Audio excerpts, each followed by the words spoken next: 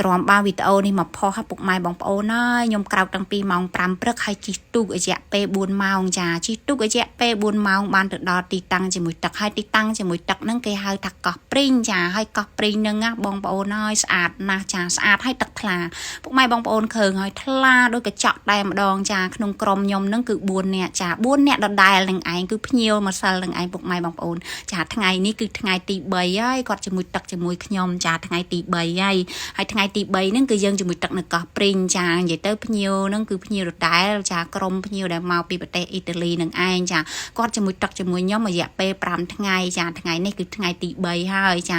អូយពុកម៉ែបងប្អូនមើលត្រីនីម៉ូចាពុកម៉ែបងប្អូនខ្លះប្រហែលជាស្គាល់ហើយថាត្រីហ្នឹងគេហៅ Black Panda Clownfish បើភាសាខ្មែរយើងហៅថា Nemo ចា